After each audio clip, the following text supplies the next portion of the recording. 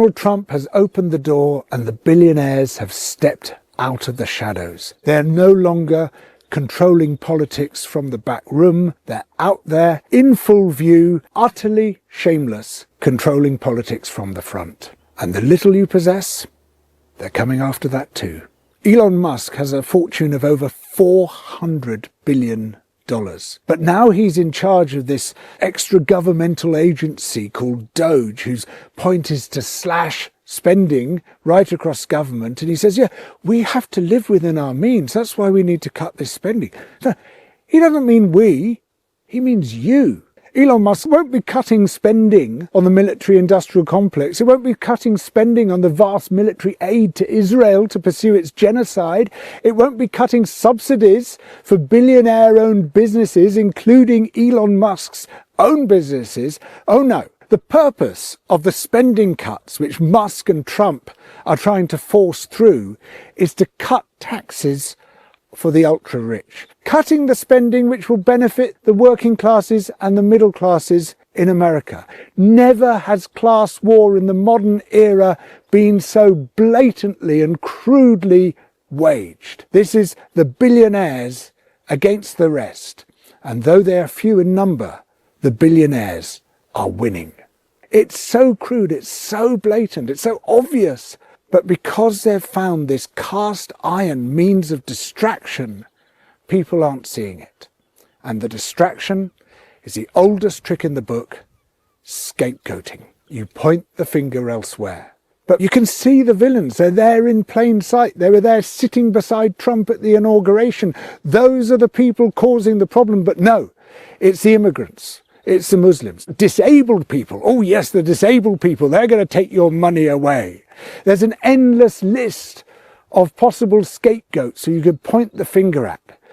And what Musk and his ilk have discovered, these conflict entrepreneurs, is that what counts for their supporters is not whether they're gaining or losing, it's whether they're losing less than the designated outgroups. The MAGA diehards and indeed the supporters of the far right everywhere, they don't mind how much pain they take as long as someone else is taking more pain, and that pain is being inflicted performatively and visibly. So you can see that person suffering. Yeah, I've got less money in my pocket than I had before because it's going to the billionaires.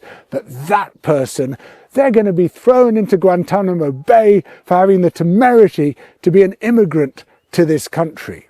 And that's what you like to see.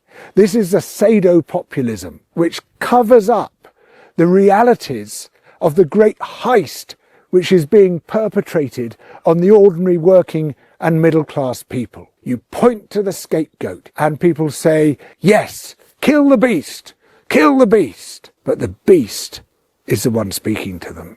When Musk gave his 2 Nazi salutes, and let's face it, these were Nazi salutes, let's not pretend, there was this endless debate in the media. Did he really mean it? I mean, is that what he was really intending to do? Perhaps it was just an awkward gesture. I mean, he is a bit of an awkward guy. Hang on, just look at what he says. Look at who he aligns with. Look at his support for the neo-fascists in Germany. Look at his support for Tommy Robinson, this fascist agitator. Look at the way he's constantly trying to whip up civil war, which he hopes the far right will win. What is that, if not fascism? I mean, ultimately, it doesn't matter what you call it. You can stick labels on and you can not stick labels on. But what we see is someone who is directly attacking all our interests and trying to create a system which works for the billionaires and the billionaires alone. Musk, Trump and their like, they will not be happy until the billionaires have everything and we have nothing. So in the past, the billionaires, the oligarchs, they stayed in the shadows. They secretly funded the fascists, the Nazis, to do their dirty work for them. But now they've come out in the open. They don't need to be afraid anymore because the age of shame is over. They can overtly support Trump and the other far-right demagogues. They can line up, they can attend his court, they can kiss his ring. In fact, they feel obliged to kiss the ring. And this is what we're seeing with Mark Zuckerberg, a man of no clear fixed morals anyway, but someone who is absolutely happy to prostrate himself before Trump to help pay for Trump's inauguration in order to appease him and make sure that Trump doesn't come after him. Please don't hurt my business. Please don't restrict my monopolistic model because it does very nicely for me. Thanks, Mr. Trump. Great. We're all on the same side. Team MAGA. Okay? Team MAGA. We're going to work with President Trump to push back on governments around the world that are going after American companies and pushing to censor more. We thought we had it bad enough with the established media moguls, people like Rupert Murdoch, people who use their massive economic power to try to drive society towards the right, drive it towards friendliness to capital. But what we now find is that the social media moguls, they are even more powerful because they can get deeper into our minds. They recruit us against our own interests. They are able, minute by minute, to influence the way we think, to drive into the forefront of our minds the issues that they want us to concentrate on. And Elon Musk is totally unashamed about this. He used his platform to help elect Donald Trump. He has used it to become a kind of unelected co-president of the United States. Mark Zuckerberg, he has made it absolutely clear that he's going to do Trump's bidding as well. And in some ways is just as dangerous, even if he isn't so overtly evil as Elon Musk. These people have unprecedented power.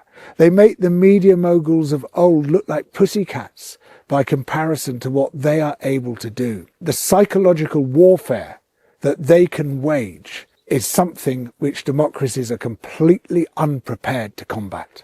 One of the things which these tech oligarchs have been able to do is to create a global model which can be rolled out simultaneously globally. At least in the old days, you might have some fascist states which might be opposed by some non-fascist states. But the real fear now is that they're able to just create a fascist globe. There's no state which is going to combat that because they all get captured by the same tech oligarchical capital nexus which dominates in the United States, in Italy, in Hungary, in India, in Argentina, in so many parts of the world simultaneously. And it's the same model, they don't have to invent anything new. In fact, they use these international networks whose precise purpose is to roll that model out. Like, for instance, the Atlas Network, which brings together all these extreme right-wing so-called think tanks, these lobby groups acting on behalf of corporate and oligarchic capital, and it comes up with strategies. It says, here is how politics is going to change.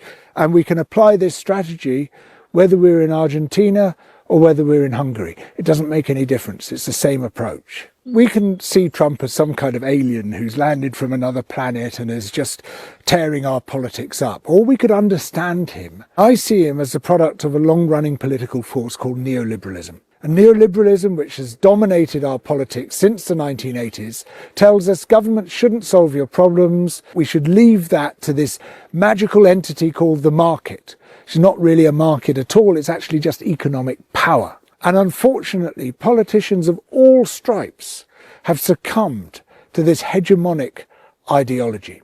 And in the US, after a while, it ceased to matter whether you're a Democrat or a Republican. You were a neoliberal. Bill Clinton was a neoliberal.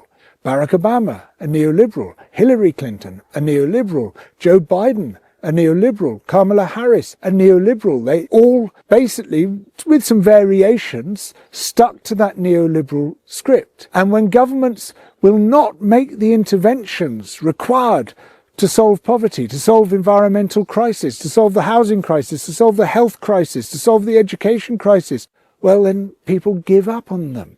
They say, we don't want conventional politics anymore. We want a maverick. We want someone unconventional. We want someone who's going to rip up the rule book because the rule book is not working for us. Now, of course, the paradox is, as a result of the corruption of politics by money, you end up with the ultimate corruption of politics by money, which is Donald Trump.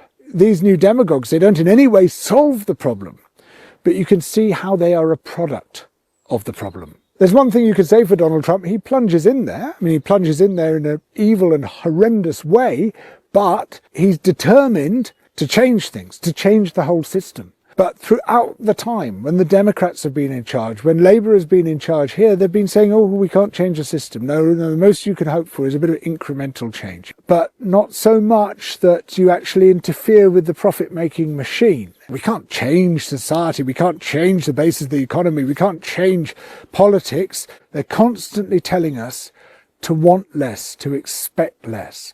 And what Trump is constantly telling his supporters is more and more and more. Could you imagine Biden doing this? I don't think so. That's a big one. So this is a big one. That's a big one. Okay, that's a big one. That's a good one. That's a big one. A lot of big ones, huh? But one thing Trump has shown is you can do a lot in politics if you choose to.